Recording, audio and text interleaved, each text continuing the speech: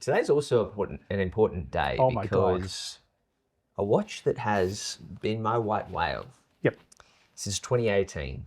It was released. It was released 2019, I think. 2019.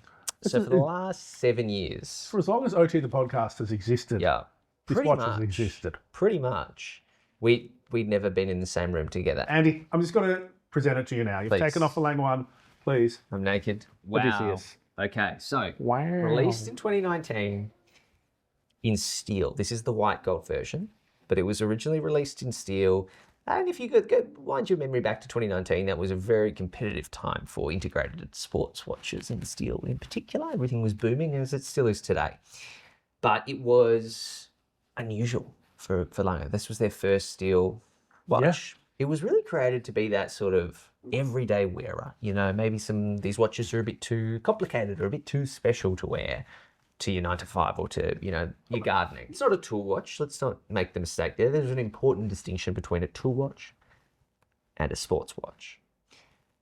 And doing a fresh sports watch is pretty difficult. Put it on, man. I should put it on. It's a good weight to it.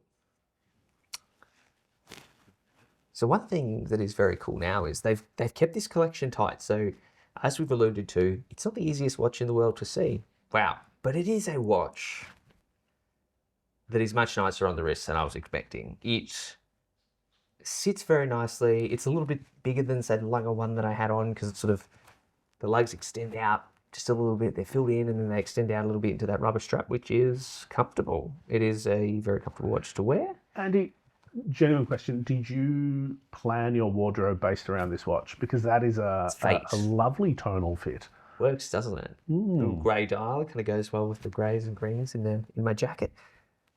Super balanced. There's a lot happening on the dial in a good way. A lot of texture. There's a bit of depth to it. There's a sort of multi-layers. The weight of the white gold feels nice. I gotta say, it's a nice watch. It's nicer than maybe I was expecting.